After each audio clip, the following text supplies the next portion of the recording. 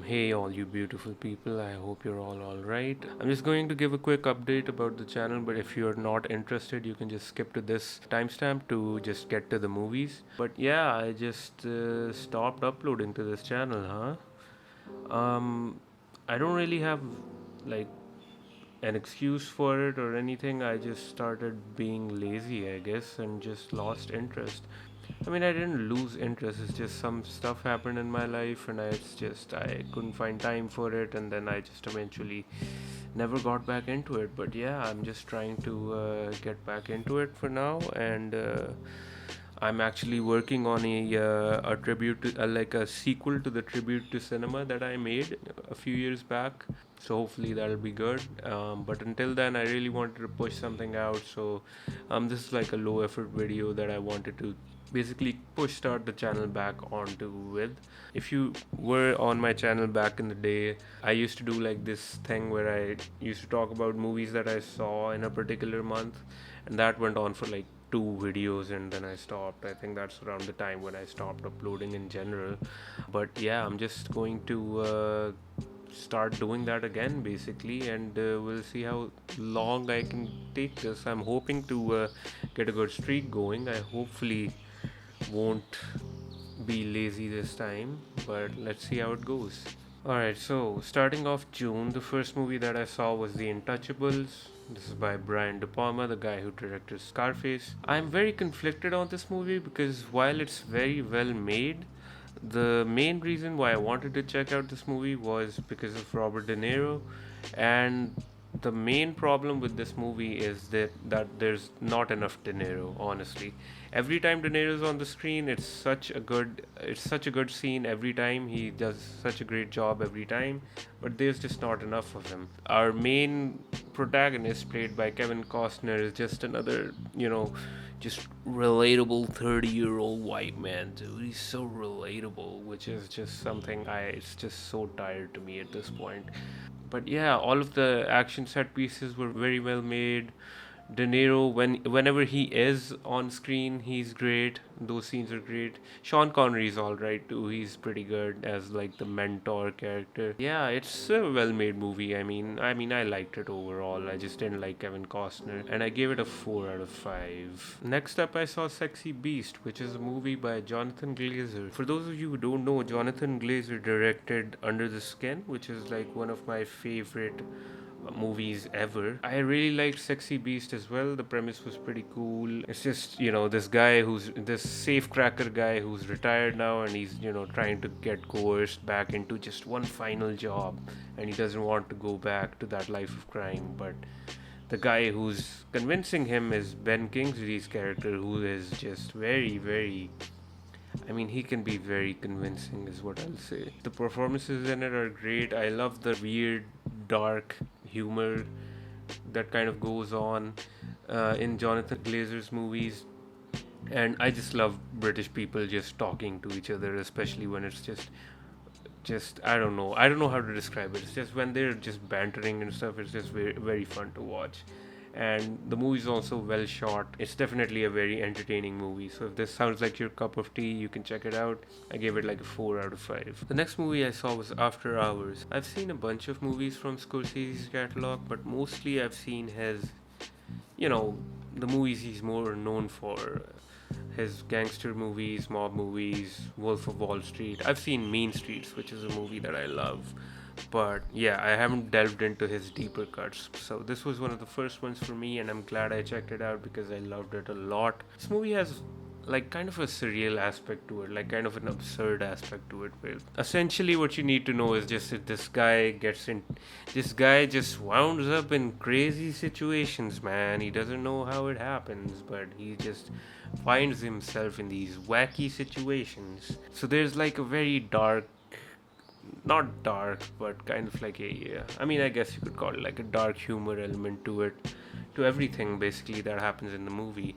Some of it is pretty disturbing and horrific, but you can't just help but laugh at the absurdity of it, of how it all happens, and how shitty this guy's luck is. But yeah, the dialogue is great, the acting is great. It's just so well made. Scorsese is just a master at what he does, and This is definitely one of his more underrated movies, so I'm definitely recommending that you check this out. I gave After Hours a 4 out of 5. The next movie I saw was with some friends while we were high, but this movie just holds a special place in all of the people that I saw it with because it's a movie from our childhood. It's the Fast and Furious Tokyo Drift. Tokyo Drift was actually one of the only movies of the Fast and Furious franchise that I've seen like numerous times because I had a DVD of it as a child.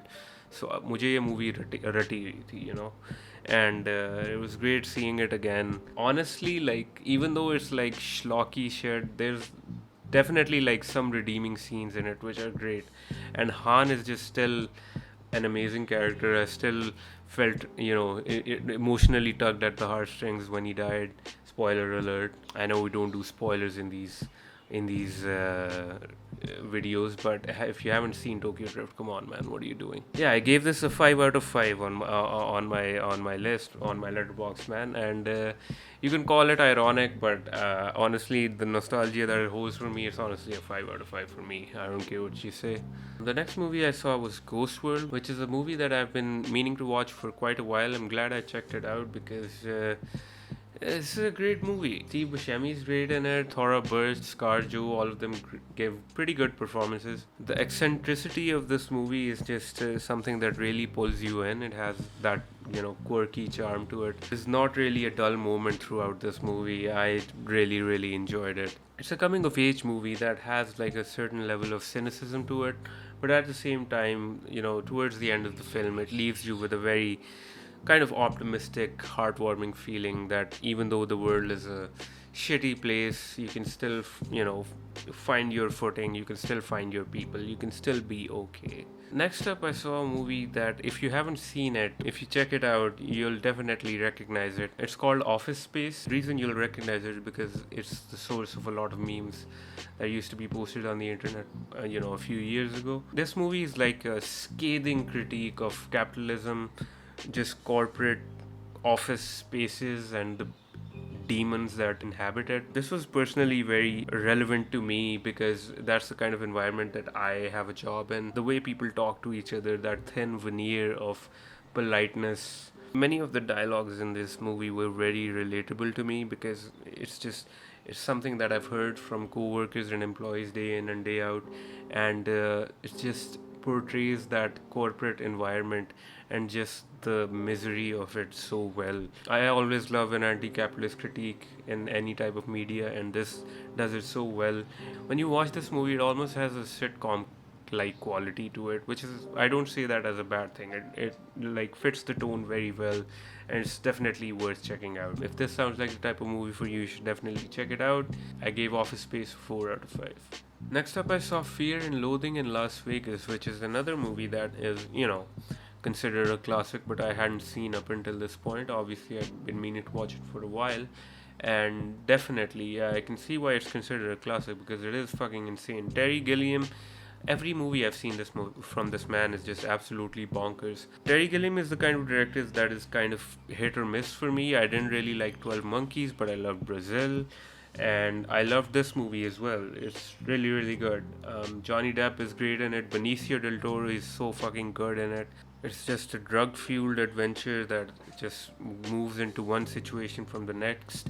It's very fluid, it's just a balls to the wall ride from start to finish. Over the course of its runtime, there's not a single dull moment. As fast paced as it is, it just keeps your mind running. If you're in the mood for something that will take you on a 200-mile-an-hour ride and never stop until the end, this is definitely the movie for you. I gave Fear and Loathing in Las Vegas a 4 out of 5. Next movie I saw was Oh Brother, Where Art Thou? The Coen brothers are maintaining that streak where every movie I've seen from them, there's not a single movie from the Coen brothers that I have not liked or loved. Honestly, this movie is pretty good. I mean, it's not the best Coen brothers movie I've seen, but it's still pretty fucking good. It's definitely worth watching.